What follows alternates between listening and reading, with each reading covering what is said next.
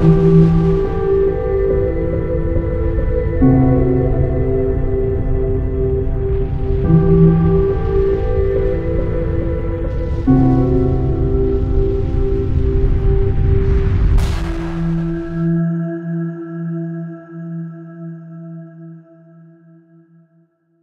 les amis, nous sommes le lundi 20 avril 2020 et nous sommes toujours confinés et moi toujours au travail entre midi et 2 et une émission importante avec que des bonnes nouvelles. Bon. Pour commencer, quand même juste parce qu'il y a plein de gens qui me disent comme là, je vous envoie ce message juste pour vous informer d'une baisse de visibilité de vos vidéos sur YouTube depuis une semaine, plus ou moins. Avant, je voyais vos vidéos dans mes recommandations, mais maintenant, je dois taper votre chaîne dans la recherche pour pouvoir accéder à vos vidéos. C'est pitoyable. Mais voilà, j'y peux rien. Hein. Donc moi, je fais ce que je peux, mais je gère pas YouTube. C'est sûr que c'est pas visible. Donc si vous voulez, vous refaites. Je sais, il y a des gens qui me disent qu'ils sont désabonnés. Donc vous voyez sur la petite cloche en haut à droite de ma chaîne, il faut que vous cliquez pour avoir les notifications, même si ça va pas rester longtemps. C'est pas grave, c'est ainsi. Quand j'ai commencé ma série d'émissions sur cette pandémie, c'était le 12 février dernier, donc ça fait plus de 2 mois maintenant. On était faible. En face, il y avait quoi? La pieuvre, Big Pharma, l'OMS, Gates, les politiques, l'argent, les milliards, Soros, et nous tout petits, tout petits. Ouais, mais ça bosse. Et donc, vous allez voir que à la fin, on va gagner, parce que on est la masse, hein, la pyramide, on pousse, on va les éjecter tous. Et donc là encore, dans cette émission, on va vous prouver des choses assez incroyables sur la pieuvre tentaculaire que Big Pharma. D'abord, une bonne nouvelle qui est déjà sur quand même les réseaux sociaux depuis 2 semaines, mais j'ai l'impression qu'il y a beaucoup de médecins, ça a été la surprise hier de ma vidéo de voir que il y a des médecins, des infirmiers qui sont au front et qu'ils n'ont pas le temps de faire les recherches que vous faites, hein, parce que c'est vous, cette chaîne, elle est complètement interactive. Vous m'envoyez des tonnes et des tonnes de documents, moi j'analyse, je synthétise. Je ne mène pas 1000 batailles à la fois, il faut d'abord qu'on termine cette bataille. Donc c'est intéressant pour les médecins, les infirmiers qui nous écoutent, et je sais qu'ils sont nombreux. Donc voilà, plusieurs équipes dans plusieurs pays, notamment en Chine, en France, aux USA, ont fait une découverte majeure qui offre un grand espoir de traitement du Covid, mais vous allez voir qu'on les a déjà faites sur notre chaîne, mais ça va expliquer encore plus ce mécanisme. Le virus, en effet, ne tuerait pas directement, mais par l'intermédiaire d'une bactérie intestinale qui l'infecterait, la Prévotola. Et là, ça va expliquer énormément de choses. Un virus qui attaque une bactérie. Et c'est cette bactérie infectée qui, devenant virulente, déclencherait l'hyperréaction immunitaire qui délabre les poumons et tue le malade. Ça expliquerait pourquoi le traitement du docteur Raoult, on y reviendra dans l'émission, utilisant un antibiotique, l'azithromycine, et plus encore celui du docteur Sabine Pallière-Franco, qu'on a été le premier sur cette chaîne à montrer, qui préconise une double antibiothérapie, macrolide et C3G, je le rappelle, fonctionne. Pourquoi les enfants sont épargnés et les personnes âgées plus touchées? Car la Prevotella est quasiment absente de la flore intestinale enfantine, mais hélas de plus en plus présente avec l'âge. Pourquoi les gens qui sont obèses sont beaucoup plus touchés? Parce que leur flore intestinale est déséquilibrée et contient beaucoup de Prevotella. Pourquoi des complications pulmonaires se déclenchent alors qu'on ne retrouve pratiquement plus de Covid dans l'appareil respiratoire? C'est la bactérie qui est infectée par le virus.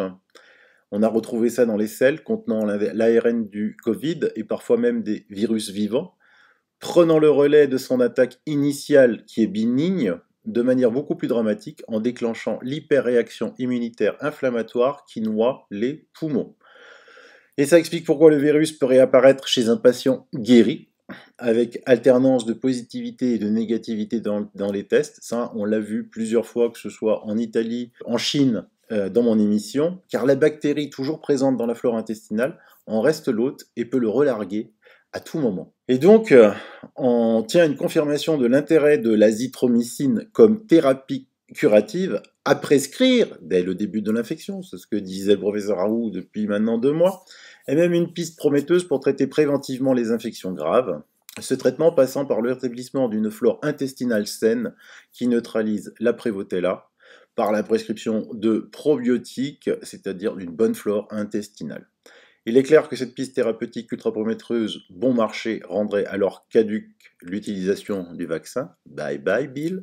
Ça de découverte aléatoire et onéreuse, ce qui réunirait donc encore les espoirs lucratifs de Gilead et de ses lobbyistes après l'échec patent de leurs antiviraux. Donc, dont on ne parle plus trop. L'OMS qui avait dit que le remdesivir, mais ils l'avaient fait pareil pour Ebola, allait être le médicament miracle. À chaque fois, ils se gourrent, chaque fois, ils se trompent. Et nous, on paye des milliards nos impôts, ces incapables de l'OMS, pour raconter des conneries. Donc, plusieurs malades ont payé le prix de leur vie, et ça, je le dis depuis un mois, se sont révélés catastrophiques, tant en termes d'efficacité que de toxicité. Il est probable aussi que des médias aux ordres qui avaient lynché Raoult parce qu'il laissait entrevoir cette piste thérapeutique bon marché qui concurrencerait leurs antiviraux, dont ils attendaient de gros retours financiers, nous taisent cette découverte majeure et qu'en revanche, ils nous serinent maintenant à temps et à contre-temps que leur vaccin, qui est loin d'être au point et qu'il faudra refaire peut-être chaque année comme celui de la grippe, est la seule solution. A priori, les traitements du professeur Raoult et celui du médecin Sabine Palliard fonctionnent. Seulement, cela ne ferait pas la richesse des laboratoires. Donc ça, c'est ce qui change chez les médecins. C'est un médecin qui l'écrit. Je vous mets dans le descriptif. Tout ce que je vais dire est dans le descriptif de l'émission. Je n'invente rien. Covid-19, la piste du microbiote vers un nouveau paradigme qui date du 8 avril. Donc là, ça explique tout. Pourquoi les personnes âgées sont atteintes. Ça explique comment le virus infecte comment le virus infecte la bactérie. Ça explique pourquoi tout d'un coup cette charge virale explose et qu'on ne l'expliquait pas. Ça explique pourquoi les enfants sont très peu touchés. Ça explique tout, l'article explique tout. Donc voilà, partagez avec les soignants, votre médecin, généraliste, faut que ça se sache, quoi, faut que ça se diffuse, parce que les médias sont aux ordres, ils diffusent rien, quoi, ils continuent à taper sur Raoult, c'est lamentable, on va le voir, ils attendent désespérément le vaccin, c'est leur arme de guerre. Alors maintenant, c'est fini, on joue plus avec les noirs, on joue avec les blancs, on passe à l'attaque, d'accord? Parce que jusqu'à maintenant on se défendait, eux attaquaient, nous on ripostait et on posait les défenses, maintenant on a les blancs. Donc maintenant c'est à eux de riposter. Donc on voit que rétropédalage du gouvernement, le gouvernement rattrape son retard conceptuel, mais pas son retard opérationnel. Oh non, même conceptuel, il ne va pas le rattraper. Mes chers amis journalistes, on va voir qu'il va avoir des comptes à rendre. On commence. Attaque par les blancs. Pénurie de médicaments, une imprévoyance organisée. Il faut qu'une enquête soit ouverte. Alors c'est Alain Astier, chef du service de pharmacie à l'hôpital Henri Mondor à Créteil, qui raconte les dessous du manque de médicaments. Et là, vous allez voir, c'est juste hallucinant, vous allez voir la pieuvre, la tentacule à l'œuvre, Big Pharma. Dans l'Est de la France, le professeur Jean-Philippe Mazzucotelli à Strasbourg et le docteur Marc Noiset à Mulhouse racontaient à Reflet, c'est le magazine, les problèmes de disponibilité de médicaments et de matériel médical. Mais la pénurie ne date pas d'aujourd'hui. Le manque de médicaments en quantité suffisante est très fréquent, assure Alain Astier, chef du service de pharmacie à l'hôpital Henri Mondor à Créteil. Souvent j'ai un médicament pour 2 patients alors que j'en ai 4 à soigner. Alors on choisit à qui on le donne. C'est super sympa de savoir ça quand on est un patient à l'hôpital. Parfois, on réduit les doses. Avec la crise du Covid, on en parle plus et c'est plus aigu. On peut parler de pénurie de certains produits. Dans ma pharmacie, 2 à 3 jours de manque d'un médicament, c'est malheureusement banal. Et parfois, la durée est indéterminée. On ne sait pas quand le produit reviendra et ça peut durer longtemps. Alors, pharmaciens et médecins jonglent en substituant certaines molécules par d'autres. On emploie un médicament un peu moins bon, un peu moins efficace. C'est rare qu'un patient meure si un produit manque. Ouf! C'est heureusement plus subtil que ça, mais parfois il y a une perte de chance à cause d'un manque d'un médicament. En ce moment, le professeur Astier n'a aucune visibilité sur les disponibilités de médicaments. Quand la pharmacie du CHU fait une commande à la pharmacie centrale des hôpitaux de Paris, elle ne sait jamais ce qu'elle recevra. Parfois, on en a la moitié, parfois rien. Être pharmacien, c'est se débrouiller, emprunter à un hôpital voisin. On passe notre temps au téléphone. Les médicaments pour le praticien, cette situation de pénurie a été volontairement organisée par les laboratoires pharmaceutiques. Vous avez bien entendu, volontairement organisée par les laboratoires pharmaceutiques. En 2008, la pénurie concernait une vingtaine de médicaments. En 2018, elle concerne 800 produits. En 10 ans, ça a été multiplié par 20. Les tensions sur les curares nécessaires en réanimation existent depuis des années, et quand leur usage explose à cause du grand nombre de malades, on frôle la catastrophe. Étonnamment, tous les médicaments qui manquent, antibiotiques, anticancéreux, curares, entre autres, ce sont des médicaments efficaces, mais un peu anciens, qui peuvent être produits en générique. Ce ne sont jamais des médicaments chers qui sont les vaches à lait des labos. Ça fait des années, moi, que je vous le dis que les labos ne sont pas là pour vous, pour faire votre bien, mais pour faire du pognon. Mais c'est le fruit d'une politique des laboratoires pharmaceutiques et des gouvernements successifs. Les labos ont délocalisé massivement dans les années 2000-2005 pour faire plus de profit. Les matières premières comme les médicaments sont fabriquées en Inde et en Chine. J'en veux à Sanofi, notre géant français, qui n'a pensé qu'à minimiser ses coûts. Et les gouvernements ont laissé faire sans penser aux dépendances que cela engendrerait. Bien sûr, c'est pareil pour les autres labos du monde entier. La tendance à réduire les stocks pour réduire les coûts a contribué ainsi à l'organisation de la pénurie. On a eu des petits cons, excusez-moi, d'habitude je suis pas grossier mais je fais que lire, d'auditeurs de la PHP qui débarquaient dans nos hôpitaux et qui assénaient « il faut travailler en flux tendu, les stocks c'est de l'argent immobilisé ». Sauf que l'hôpital n'est pas une entreprise. Les conséquences de cette politique explosent au grand jour. Et la pénurie de masques fait bondir le pharmacien. À Henri Mondor, on stockait 250 millions de masques pour le compte de l'EPRUS, l'établissement de préparation et de réponse aux urgences sanitaires, sur le 1,6 milliard de masques du stock Bachelot. Quand ils sont arrivés à péremption, on leur a demandé ce qu'on en faisait. Ils nous ont dit brûlez-les ou utilisez-les pour faire de la peinture. Et on les a détruits. On a sciemment organisé le manque. Je peux vous dire que le stock de pilules d'iode en cas d'accident nucléaire a fondu comme le reste. Ça c'est super sympa, ça nous rassure. Hein.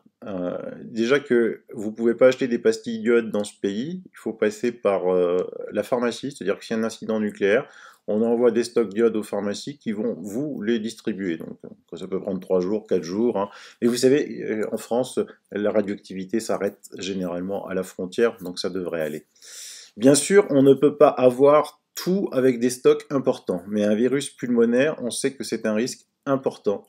Des rapports en parlaient régulièrement. Pour le professeur Astier, cette pénurie explique le nombre élevé de morts en France. Oh ben ça fait 2 mois qu'on dit ça sur ma chaîne. Mes collègues allemands ne comprennent pas pourquoi le nombre de décès est si élevé. Alors là, ça fait des mois que je demande des explications sur le nombre de décès en Allemagne, qui est juste là, de l'autre côté là, de la frontière, et par rapport à la France. C'est simple, en Allemagne, il y a plus de tests, plus de masques, plus de lits de réanimation, mais il y a aussi autre chose. Ils soignent aussi avec d'autres médicaments, d'accord, comme l'ozonothérapie, on l'a vu hier, comme la vitamine C en intraveineuse. C'est toute une question d'organisation, mais on le verra en plus tard. Et devant ces pénuries, on a menti aux Français sur l'importance de porter un masque. Il faut qu'une enquête soit ouverte, que les responsables de cette imprévoyance organisée soient retrouvés. Allez, on pousse un petit peu les pions plus loin. Ma chaîne, c'est toujours les médecins qui peuvent parler. Là, j'ai trouvé un reportage, un témoignage d'un médecin qui est juste extraordinaire. C'est un petit peu long, donc je vous mets dans les liens, mais on va résumer quand même l'essentiel. Mais vous pouvez tout lire, c'est le docteur Pascal Sacré. Il dit, alors c'est ce qui est marrant, c'est ce qu'il dit, je suis pas conspirationniste. Donc c'est ce que tous les médecins, les avocats qui m'appellent commencent par me dire, je suis pas conspirationniste ou je ne suis pas complotiste. C'est la première chose qu'ils disent, c'est rigolo. Je n'affectionne pas particulièrement les réseaux sociaux, les blogs, blabla. Je suis médecin, j'ai fait 7 années d'études, 3 années de candidature, 4 années de doctorat pour obtenir le diplôme de docteur en médecine en 95 en Belgique. Je me suis spécialisé en anesthésie-réanimation, puis en soins intensifs. Et je travaille depuis 17 ans dans cette spécialité mise à l'honneur à l'occasion de cette pandémie virale appelée Covid-19. Je suis donc plutôt qualifié sur un plan médical. C'est ma spécialité. Dans ce métier, je suis principalement guidé par un leitmotiv provenant des premiers médecins de l'Antiquité, primum non nocere, traduction avant tout ne pas nuire. Je suis également marié et père de 4 enfants. Je me sens donc plutôt responsable, bien intégré dans cette société et souhaitant le meilleur système de santé pour mon épouse et mes enfants. Je n'ai aucun intérêt financier, aucun intérêt tout court à critiquer nos instances sanitaires dirigeantes. juste pour le plaisir de le faire. Critiquer certains dogmes médicaux tels que la vaccination contre la grippe, la prise en charge des dyslipidémies ou la gestion de la pandémie par l'OMS et par mon pays est dangereux et passible de sanctions sévères de la part de l'ordre des médecins. Ce n'est pas rien. Qu'est-ce qui pourrait pousser un médecin spécialiste, père de 4 enfants, à écrire un article dont la teneur pourrait lui valoir des sanctions telles que la radiation, l'opprobre, le renvoi de son hôpital ou des remontrances de ses collègues? Quelle mouche le piquerait si ce n'est ni l'appât du gain, ni l'espoir de louange, bien au contraire? Ma réponse tient en 2 mots. Conscience professionnelle, voire en un seul, conscience. C'est vraiment très très fort ce qu'il dit. C'est juste fabuleux de voir qu'il y a encore des personnes comme ça sur Terre, ça fait vraiment chaud au cœur. De toute façon, moi je vois plein de médecins qui m'écrivent et qui sont dans le même état que lui. Et franchement, bravo, bravo. Donc l'article est long, mais on va aller juste sur un focus, le CARE. Vous savez, le CARE, comité d'analyse, recherche, d'expertise, qui a été mis en place par notre gouvernement le 10 mars 2020 et encore renforcé le 24 mars, composé de médecins, de savants, de haute autorité médicale, ceux qui régent tout, ceux dont le président écoute. Eh bien, plusieurs médecins des 2 conseils scientifiques qui accompagnent le gouvernement sur les choix stratégiques à faire pour affronter le Covid-19 ont des liens d'intérêt avec l'industrie pharmaceutique. Ça, c'est Mediapart, Marianne qui l'ont trouvé. Dans cet article, nous lisons que plusieurs membres des 2 conseils scientifiques conseillant le gouvernement français pour la gestion, par exemple, l'un d'eux s'est vu verser plus de 250 000 € entre 2014 et 2019, selon les chiffres de la base publique Transparence Santé, et rien qu'en 2018, Big Pharma a déboursé 1,36 milliard d'euros aux professionnels de santé. Vous savez, tous ceux qui sont sur les plateaux, là, qui font les Mickey, qui disent que Raoult c'est un nul et que c'est pas bien, blabla. Qu'est-ce que les autorités ne comprennent pas dans le mot transparence? La République irréprochable d'Emmanuel Macron, elle est où? Je comprends pas. Les scientifiques de pointe doivent-ils forcément être en lien financier avec l'industrie pharmaceutique? Ce pourrait être un argument spécieux avancé par le camp défenseur de telles liaisons dangereuses. Pourtant, il n'en est rien. Probité et excellence professionnelle sont fréquemment associées, ça existe. Par exemple, le professeur Didier Raoult, qui défraie la chronique actuellement pour ses positions anticonformistes, était le seul membre du CARE sans lien d'intérêt connu avec l'industrie pharmaceutique. Il a d'ailleurs claqué la porte du CARE. Je vous recommande vraiment de lire cet article, il est juste exceptionnel. Et faites-le lire, partagez-le pour ceux qui dorment encore. Hein, on se réveille de plus en plus chaque jour, les gens se réveillent, mais il en faut encore.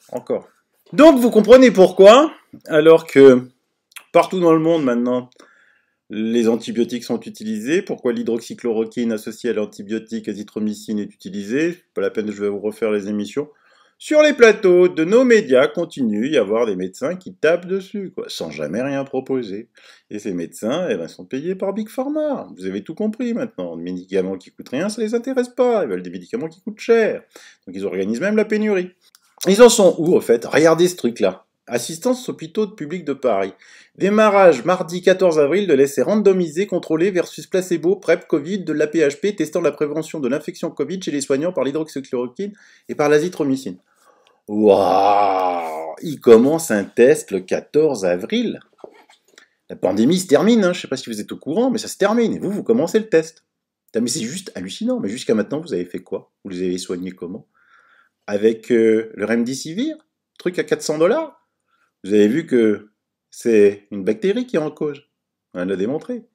Pourquoi professeur Raoult a eu l'idée d'utiliser l'hydroxychloroquine, la chloroquine au départ? Mais parce que c'est vieux. C'est vieux comme le monde. Si des professeurs, ils savent, moi je savais pas. Mais regardez, je vais vous montrer un article du Lancet. Alors l'article en version originale, il est bien sûr, c'est le Lancet, en anglais.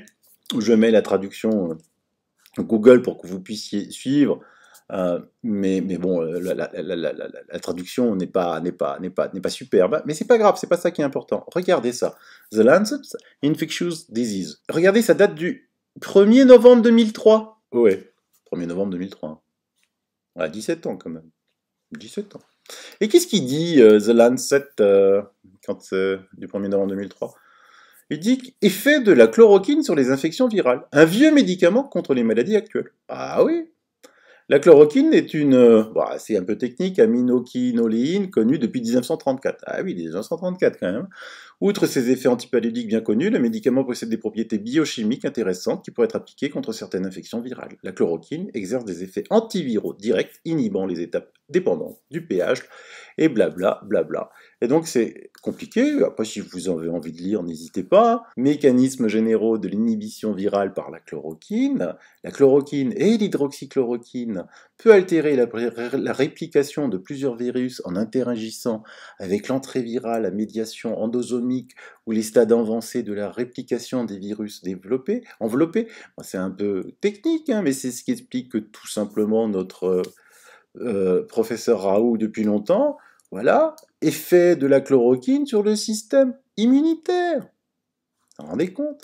C'est comment des infectiologues peuvent ignorer ça? Aucun infectiologue, virologue peut ignorer ça. Personne. C'est une vieille molécule. On connaît tous ses effets indésirables, comme je vous l'ai dit hier. Si maintenant, elle était en vente libre, la plaquenil était en vente libre jusqu'au 12 janvier 2001. Maintenant, il n'est plus en vente libre, il est sur ordonnance. Les médecins généralistes ne peuvent même pas la prescrire à leurs patients qui en prenaient et qui en ont besoin depuis des années. Donc ça, c'est une volonté. Et donc, comme je vous l'ai dit hier, portons plainte, hein, puisque pendant 60 ans ça a été en vente libre, 50 ans ça a été en vente libre, et maintenant on découvre des effets indésirables, ça veut dire que l'organisme de la santé qui veille sur nous ne fait pas son boulot, donc il faut les virer. Et donc c'est connu, vous vous rendez compte? The Lancet, quoi, c'est connu. Et il y a des virologues qui viennent taper sur Raoult. Ah mais il faut arrêter. Donc après, la bombe, voilà, professeur Perron, celui qui a lancé la pétition avec l'ancien ministre de la Santé, Philippe Douste-Blazy, qui est cardiologue de profession, je le rappelle. La France est en train de dérailler. En Allemagne, les médecins sont libres. Ici, tout est fliqué. J'ai l'impression de vivre sous une dictature. Dictature. Et là, il dit quoi, en fait, le professeur Perron? Il dit qu'en Allemagne, ils osent des traitements qui marchent. Hein, l'intraveineuse, la vitamine C en intraveineuse, l'ozonothérapie, et bien d'autres choses encore. Et qu'en France, on est en dictature. Dictature par qui? Par Big Pharma. Et par qui en dessous?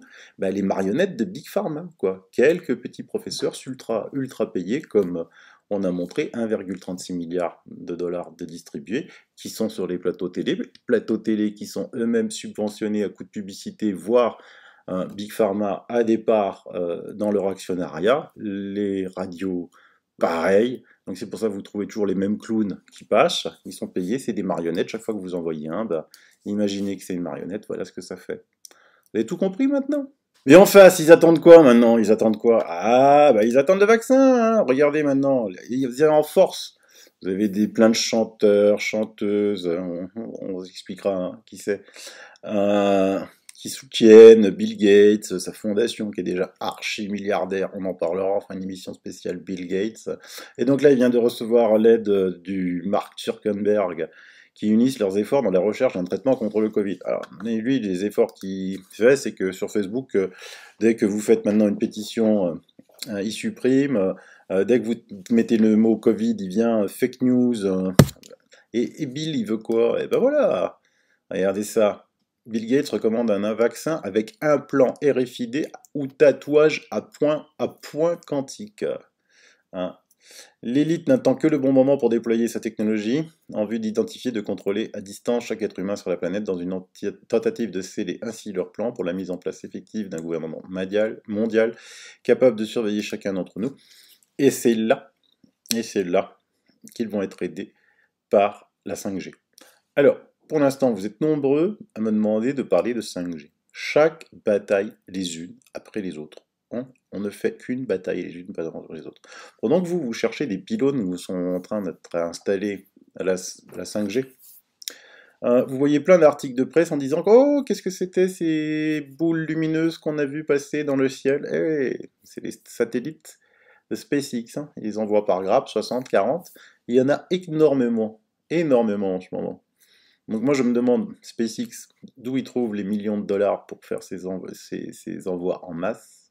en masse. Vous imaginez une société qui envoie... quand une société veut envoyer un satellite dans l'espace, c'est un événement. Bon, c'est sûr, il a plein de trucs, d'appareils ultra sophistiqués, de mesures en fonction de ce qu'il veut faire, mais lui, il en envoie dans une quantité industrielle, quoi. C'est juste affolant. C'est de la 5G. C'est de la 5G. Donc, si parmi mes abonnés, parce que je sais que vous êtes très forts, vous en avez un qui suit un petit peu SpaceX, parce que moi je le surveillais de près, là, mais avec cette histoire de pandémie, j'ai un peu moins le temps, pour me dire, faire un décomptage un petit peu de tout ce qu'il a envoyé dans le ciel, là, depuis quelques temps, parce que c'est un peu affolant. Et donc, notre ami Bill, regardez-le, il est très bien, là. Donc la pétition Stop Bill Gates de la Maison Blanche. Vous comprenez les forces qui sont en jeu, hein, j'arrête pas de vous le répéter. Hein. Bill Gates contre crime contre l'humanité. Le jour où vous aurez un média français, radio, télé, journaux, journal, qui vous expliquera qu'en ce moment, il y a une pétition lancée via la Maison Blanche contre crime contre l'humanité, contre Bill Gates, qui vient de dépasser les 5000 signatures, vous me l'envoyez. Ça m'intéresse. Hein. Ça m'intéresse drôlement. Sauf que, pas de bol, hein, pas de bol. Bah voilà, donc là, de plus en plus, maintenant, des médecins disent que on doute qu'un vaccin soit trouvé dans un proche avenir. Navid Damaro est professeur de santé publique au prestigieux Imperial College de Londres et représentant anglais à l'OMS, ça m'inquiète un peu plus, mais quand même, justement, il dit dans une interview donnée à l'hebdomadaire anglais The Observer, il douche les espoirs, non, te rassure pas, on est content, nous, de ceux qui misaient sur le développement d'un vaccin à court terme pour vaincre le coronavirus. Nous allons devoir trouver le moyen de vivre avec, t'inquiète, je l'ai déjà expliqué, hein, on l'a déjà expliqué dans mes émissions, on va vivre avec ce corona comme on a vécu avec tous les autres coronas, ne vous faites aucun souci là-dessus. Sinon, vous êtes aussi nombreux à me dire qu'il y a encore d'autres traitements alternatifs. Oui, et chaque fois sa bataille.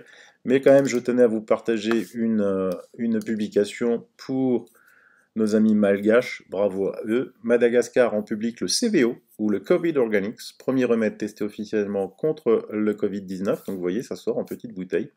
Le président malgache l'avait promis il y a moins de 2 semaines. Aujourd'hui, Madagascar rend public son premier traitement contre le Covid. Et il s'agit de quoi? Il s'agit d'une plante qui est interdite par l'OMS. Donc déjà, quand vous entendez que quelque chose est interdit par l'OMS, dites-vous, ça doit être super top, super top. Donc présenté sur les étiquettes par l'acronyme CVO, il sera produit en masse grâce à l'importante quantité d'Artemisia annua, de la meilleure qualité poussant en Afrique. Le premier chercheur à avoir étudié cette plante sur le sol malgache, ayant fait ses preuves comme antipaludique, fébrifuge, protégeant les voies respiratoires des infections depuis le siècle dernier, fut le fondateur de l'IMRA, à savoir le professeur Albert Rakoto Ratsimamanga, décédé en 2001.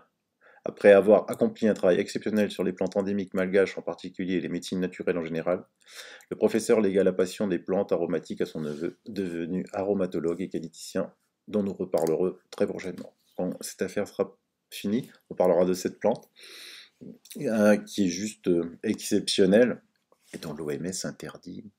Bah oui, c'est une plante. On ne peut pas breveter une plante, ça coûte pas assez cher, imaginez. Quand une plante 400 $, ouais, ça n'existe pas. En plus, ça pousse comme de la mauvaise herbe. Pour terminer l'émission, quand même, un peu de mémoire. Vous savez que je fais toujours appel à la mémoire. Donc, un article ici, écrit par un journaliste le 7 décembre 2005. En 1968, la planète est grippée. Un an après être partie de Hong Kong, la grippe fait en 2 mois 31 226 morts en France.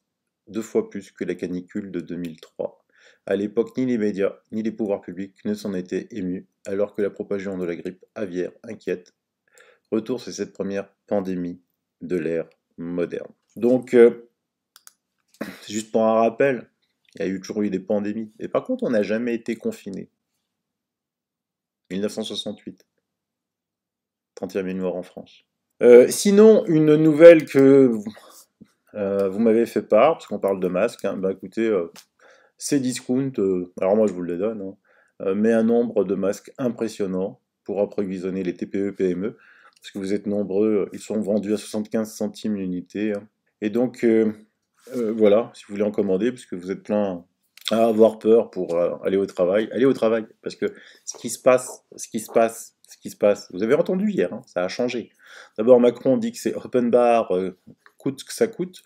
Là, Philippe, il dit que on sauvera pas tout le monde. Il sauvera pas tout le monde.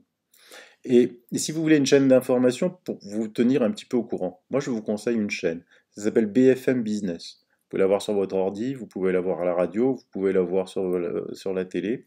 Parce que BFM Business n'a rien à voir avec BFM TV, même si c'est le même actionnariat, ça n'a rien à voir.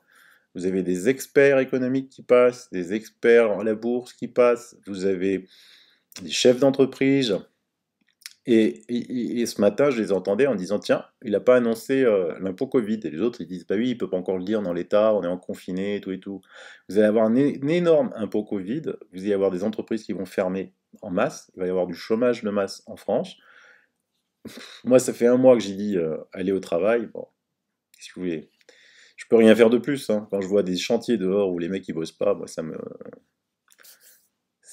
mon cerveau ne peut pas comprendre, quoi. Ne peut pas comprendre. Alors bien sûr, vous êtes nombreux à me dire, bah oui, mais moi je suis prof, je suis un site, je peux pas aller bosser. Bah oui, oui, oui, je sais, je sais. Je mets pas la généralité partout.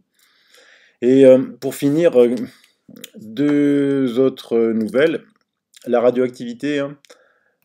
Pour info, un ami qui vit en Allemagne a publié ceci ce matin. Chez nous, en Allemagne, il y a l'alerte à la radioactivité due à l'incendie de forêt de Tchernobyl qui continue depuis que les masses d'air ont tourné au nord-nord-est. Je ne sais pas si vous avez vu, mais il y a un vent énorme de nord-nord-est, enfin chez moi, ici en Alsace, hein, très froid, alors sans le vent, on devrait avoir 27 degrés. Ils nous préviennent que pour les 3 prochains jours, des nuages radioactifs vont traverser le pays direction ouest. Mais évidemment, ne vous inquiétez pas, nos médias n'en parlent pas, et comme vous le savez, nos frontières françaises arrêtent la radioactivité. Donc il y a effectivement, on ne sait pas pourquoi, un énorme incendie à Tchernobyl, dans la forêt tout alentour. Voilà. Et puis, bah, regardez, à Mulhouse, où on avait installé les militaires des tentes, ils ont mis 10 jours pour installer deux trois tentes, là. Donc, bah, elle commence à démonter, hein, l'hôpital de Mulhouse, parce que, évidemment, la pandémie se termine. Les généralistes sont au chômage technique parce qu'ils ne voient plus leurs patients, parce qu'ils sont atterrés. Il y a des hôpitaux qui sont vides partout en France parce qu'il y a déjà presque pas de cas de Covid sur toute la façade atlantique. Docteur Raoult a dit que ça se vidait, ça se vide de partout, ça se vide en Alsace où on était le premier cluster. Il y a encore des cas, hein. Je ne dis pas qu'il y a, mais ça se vide. Les places, ouais, bah, voyez, Mulhouse, les militaires démontent. Donc je ne sais pas combien de temps ils vont tenir. Peut-être, vu qu'aujourd'hui, c'est le premier jour de reprise dans beaucoup de pays, ou des régions de certains pays, eh ben que tenir jusqu'au 11 mai, parce que 11 mai, c'est encore long, hein. Une, deux, trois semaines. 3 semaines, c'est long. 3 semaines, c'est long si il y a d'autres pays qui ont déconfiné, que tout se passe bien, que ça ne s'envole pas au niveau des cas. 3 semaines, c'est très long. Je pense qu'il pourrait y avoir un déconfinement beaucoup plus rapide, non pas par la volonté du gouvernement, mais par la volonté qu'on sait, nous, ce qui va se passer ailleurs. Voilà. Et au final, au final, on pourrait très bien retrouver le tableau que j'avais mis sur ma page Facebook il y a plus de 3 semaines. Moi, alors si des fois je vous raconte des bêtises sur les dates, excusez-moi, parce que je sais vraiment plus où j'habite, hein, donc je sais plus ce qui fait une semaine, ce qui fait une journée. Et donc que j'avais mis sur mon tableau, sur mon mur Facebook, où Facebook m'a tout de suite venu en me disant fake news. Alors là, quand Facebook vient et te dit fake news, c'est un petit peu la même chose que quand l'OMS dit ah, attention, ça c'est pas bon, on interdit. Ça fait même écho chez moi, hein, où j'avais dit que peut-être que le 4 mai sera déconfiné au niveau toute la côte atlantique, l'Occitanie, Provence, Alpes, Côte d'Azur, et que ensuite le 11 mai serait déconfiné les Hauts-de-France et les régions Rhône-Alpes, et le 18 mai, Alsace, Grand Est, pardon, et Île-de-France. Voilà, peut-être que ça va tenir, peut-être que c'était pas une aussi fake news que cela. Voilà, eh ben cette émission est terminée. Si vous l'avez aimé, ben écoutez, partagez. Si vous n'avez pas aimé, partagez pas. Et puis merci pour tout ce que vous faites pour moi, c'est vraiment sympa. Et je vous dis à demain. pour une autre émission.